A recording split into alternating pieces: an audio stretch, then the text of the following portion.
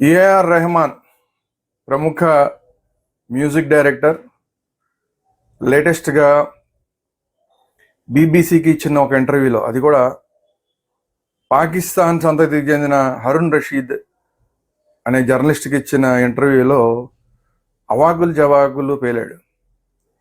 ఈ దేశం గురించి కూడా ప్రపంచం దృష్టిలో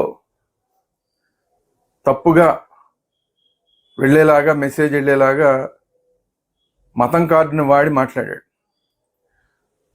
బాలీవుడ్లో గత 8 సంవత్సరాల నుంచి తనకు అవకాశాలు ఇవ్వట్లేదని, దానికి కారణం మతం కూడా అయి ఉండొచ్చు అని మాట్లాడాడు. ఈ చేతకాని మ్యూజిక్ డైరెక్టర్ ఎంతమందిని ఇబ్బంది పెట్టాడో లెక్కే లేదు అసలు. ఒక టైంలో తెలుగులో, తమిళ్లో, హిందీలో అన్నిట్లోనూ నెంబర్ 1గా ఉన్న ఈ మ్యూజిక్ డైరెక్టర్ మరి ఆ రోజు మాట్లాడలేదు. ఆ రోజు మతం గురించి మాట్లాడలేదు. ఆ రోజు ఇదే మతంలో ఉన్నాడు, ఈ రోజు అదే మతంలో ఉన్నాడు. ఆ రోజు పని ఉన్నప్పుడు ఏం మాట్లాడకుండా ఈరోజు వెనకబడిపోయి, పోటీలో వెనకబడిపోయి, ఈ రోజున్న కాంపిటీషన్లో సరైన మ్యూజిక్ ఇవ్వలేక, గతంలో ఎంతో మందిని బాధ పెట్టడం వల్ల వాళ్ళందరూ ఇతనితో బాధలు పడలేక, నెలల తరబడి మ్యూజిక్ ఇవ్వకుండా ఇబ్బందులు పెట్టి, డబ్బులు తీసుకుని కూడా ఇబ్బందులు పెట్టి, ఇలాంటివన్నీ చేసిన తర్వాత అతన్ని బాధలు పడలేక అతను వదిలించుకుంటే ఇప్పుడు మతం కార్డు విక్టిమ్ కార్డుగా వాడుతున్నాడు. అది కాకుండా సరే రాజకీయాలు మాట్లాడాడు. గత 8 సంవత్సరాల క్రితం ఏదో రాజకీయం మారడం వల్ల తనకి అవకాశాలు రావట్లేదని. అంటే ఈ దేశంలో ఏదైతే పార్టీ అధికారంలో, ఆ పార్టీ మతపరంగా తనని తొక్కేస్తోంది అన్న ఉద్దేశం వచ్చేలాగా మాట్లాడాడు. రాజకీయంగా అతను ఏదైనా మాట్లాడుకోవచ్చు, మనకు సంబంధం లేదు. కానీ మతాన్ని అడ్డం పెట్టి మాట్లాడడం అనేది ఎట్టి పరిస్థితుల్లో యాక్సెప్టబుల్ కాదు. అతను ఖచ్చితంగా భారతీయ సమాజం మొత్తానికి కూడా క్షమాపణలు చెప్పాలి. ఎందుకంటే అతని మతానికే చెందిన వాళ్ళు, జావేద్ అఖ్తర్ లాంటి వాళ్ళు, ఇలాంటిది అంతా కూడా ఏమీ లేదు బాలీవుడ్లో, ఇలా మతపరమైన వివక్ష లేదు అని చెప్పారు. మతపరమైన వివక్ష ఉంటే అసలు దిలీప్ కుమార్ అంత సూపర్ స్టార్ అయ్యేవాడు కాదు. దిలీప్ కుమార్ అనే అతను పాకిస్తాన్లో పుట్టి పెరిగిన వ్యక్తి.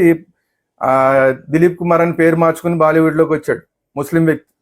అతన్ని సూపర్ స్టార్గా చేశారు. ఈ రోజున్న అమీర్ ఖాన్, షారుఖ్ ఖాన్, సల్మాన్ ఖాన్, ఖాన్ త్రయం ఈ రోజుకి కూడా బాలీవుడ్ని వెళ్తున్నారు. నిజంగా మతపరంగా చూస్తే బాలీవుడ్లో మరి వాళ్ళకి అవకాశాలే రాకూడదు. సో ఇతను విక్టిమ్ కార్డ్ని ఉపయోగిస్తూ, అది పాకిస్తాన్కి సంబంధించిన జాతికి సంబంధించిన వ్యక్తికి, అది కూడా బీబీసీలో ఇంటర్వ్యూ ఇస్తూ మతాన్ని తీసుకొచ్చి మాట్లాడాడంటే ఇందులో ఒక కుట్ర కోణం దాగి ఉంది. భారతీయ సమాజాన్ని మొత్తం దోషిగా చూపించి, ప్రపంచం ముందు దోషిగా చూపించే కుట్ర దాగుందని మాకు అనుమానంగా ఉంది. అది కాకుండా చావా సినిమా గురించి అవాకులు చవాకులు పెళ్ళాడు. అది ఒక మతానికి వ్యతిరేకంగా తీసిన సినిమా అని మాట్లాడాడు. అంతకుముందు హిందువుల మీద మొఘలాయులు చేసిన దాడులు, వాళ్ళు చేసిన దుష్కర్మలు మరి ఇతనికి కనబడలేదు. ఆ సినిమా మాత్రం ఒక మతానికి సంబంధించి వ్యతిరేకంగా తీసిన సినిమా అని మాట్లాడాడు. ఇది ఒక కుట్ర. అలాగే కంగనా రనౌత్ ఒక సినిమాకి ఇతనికి ఆఫర్ చేస్తే, సినిమా మ్యూజిక్ డైరెక్టర్గా ఆఫర్ చేస్తే, ఎమర్జెన్సీ సినిమా అనుకుంటా బహుశా, దాన్ని ఇతను రిజెక్ట్ చేశాడు. ఎందుకంటే ఇది ప్రోపగాండా, ఈ అమ్మాయి సొంత ప్రోపగాండా కోసం సినిమాని వాడుకుంటోందని మాట్లాడి ఆ సినిమాని రిజెక్ట్ చేశాడు. అంటే ఎంత ఇతని ప్రవర్తన చాలా దారుణంగా ఉంది. ఈ దేశంలో ఎమర్జెన్సీకి అనుకూలన్నమాట ఇతను. ఆ రోజు ఇందిరాగాంధీ చేసిన విధించిన ఎమర్జెన్సీకి ఇతను అనుకూలం అనమాట. అంటే అణిచివేత విధానాలు ఏవైతే ఆ రోజు జరిగినాయో వాటికి అనుకూలం అనమాట ఇతను. సో ఇలాంటి వ్యక్తిని అసలు బాలీవుడ్లో కాదు, మొత్తం తమిళ ఇండస్ట్రీలోనూ, తెలుగు ఇండస్ట్రీలోనూ కూడా ఇతన్ని బ్యాన్ చేయాలి. ఇతను ఏదైతే సినిమాలకి పనిచేస్తున్నాడో ఆ సినిమాలను కూడా బ్యాన్ చేయాలి. తెలుగు ఫిలిం ఛాంబర్ ఇమీడియట్గా ఇతని మీద చర్యలు తీసుకోవాలి. తెలుగు ఫిలిం ఛాంబర్ మాత్రమే కాదు, నేషనల్ ఫిలిం ఛాంబర్ ఏదైతే ఉందో మొత్తం దేశవ్యాప్తంగా ఇతను మతపరమైన విభజనని ఫిల్మ్ ఇండస్ట్రీలో తీసుకొచ్చే ప్రయత్నాలు చేస్తున్నాడు. ఫిల్మ్ ఇండస్ట్రీలో మాత్రమే కాకుండా ఇతను బీబీసీకి ఇంటర్వ్యూ ఇవ్వడం ద్వారా, అది కూడా పాకిస్తాన్కి చెందిన వ్యక్తికి ఇంటర్వ్యూ ఇవ్వడం ద్వారా ఒక రాంగ్ మెసేజ్ని ప్రపంచవ్యాప్తంగా పంపించే ప్రయత్నం ఇతను చేస్తున్నాడు.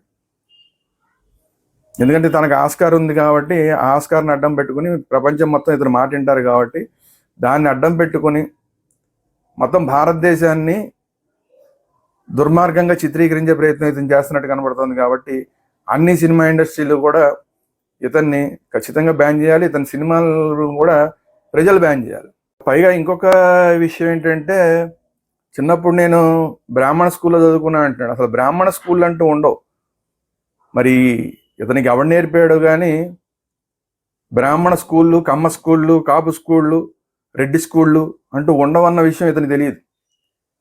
ఏదో నోటికి వచ్చినట్టు దాన్ని ఉపయోగించడం, బ్రాహ్మణ అనే మాటను ఉపయోగించడం ద్వారా ఒక రాంగ్ మెసేజ్ని భారతీయ సమాజానికి అలాగే ఇంటర్నేషనల్ సమాజానికి ఇచ్చే ప్రయత్నం ఇతను చేస్తున్నాడు. తను ముస్లిం అయి ఉండి కూడా ఈరోజు రామాయణం సినిమాకి మ్యూజిక్ చేస్తానని గొప్పగా చెప్తున్నాడు. అసలు నీకు ఏం అధికారం ఉంది? ఆ రాముణ్ణి వద్దనుకుని వెళ్ళిపోయినాడు నువ్వు, ఆ రామాయణం ఉన్న మతాన్ని వద్దనుకుని వెళ్ళిపోయినాడు నువ్వు. అలాంటి నీకు రామాయణం సినిమాకి మ్యూజిక్ చేసే అర్హత ఎక్కడుంది? ఇమీడియట్గా అసలు రామాయణం సినిమా మ్యూజిక్ డైరెక్టర్గా ఇతను తీసేయాలి. ఇప్పుడు పెద్ది సినిమా, తెలుగులో పెద్ది సినిమాకి ఇతను మ్యూజిక్ డైరెక్టర్గా పెట్టుకున్నారు. అతన్ని కూడా ఈ పెద్ది సినిమా ప్రొడ్యూసర్లు కూడా ఇతను ఆ పెద్ది సినిమా నుంచి తొలగించాలి. లేదంటే కనుక ప్రేక్షకులే అతను చేస్తున్న సినిమాలన్నింటినీ కూడా బ్యాన్ చేయాలి. అంటే కులపరంగా దుర్మార్గంగా వ్యవహరిస్తున్నాడు ఇతను, మతపరంగా దుర్మార్గంగా వ్యవహరిస్తున్నాడు, రాజకీయ పరంగా దుర్మార్గంగా అన్ని వరుస పెట్టి అన్ని రాంగ్ మెసేజ్లన్నీ కూడా ప్రపంచానికి ఇచ్చే ప్రయత్నం ఇతను చేస్తున్నాడు. ఇదంతా టోటల్గా కుట్రపూరితంగా చేస్తున్నట్టు కనపడుతోంది. కాబట్టి ఇతని మీద నిఘా వర్గాలు కూడా దృష్టి పెట్టాల్సిన అవసరం ఉంది. భారతదేశ నిఘా వ్యవహారం ఇతనేంటి, ఇతని వ్యవహార శైలి ఏంటి, ఇతని వ్యవహార వెనకాల ఎవరైనా ఉన్నారా? ఎందుకంటే చాలామంది ఇలాంటి వాళ్ళు గతంలో వాళ్ళు సంపాదించుకోవాల్సినంత సంపాదించుకుని ఆ తర్వాత ఈ విక్టిమ్ కార్డు కింద మతం కార్డుని ఉపయోగించుకున్నారు గతంలో. ఇప్పుడు అజారుద్దీన్ కూడా గతంలో అలాగే అతని నెత్తి మీద పెట్టుకుంది భారతీయ సమాజం క్రికెట్ కెప్టెన్గా. అలాంటి వాడు తర్వాత అతనే తప్పులు చేసి క్రికెట్లో నేను ఫలానా మతం వాడిని కాబట్టి నా మీద ఇలాంటి ఆరోపణలు చేస్తున్నారని చెప్పి ఆ రోజు అజారుద్దీన్ కూడా ఇలాంటి దుర్మార్గానికి పాల్పడ్డాడు. ఈరోజు అలాంటి పనినే ఇప్పుడు ఈ రెహమాన్ చేస్తున్నాడు. కాబట్టి ఈ రెహమాన్ని ఎట్టి పరిస్థితుల్లోనూ క్షమించడానికి వీలేదు. ఇమీడియట్గా రెహమాన్ భారతీయ సమాజానికి క్షమాపణ చెప్పాలి.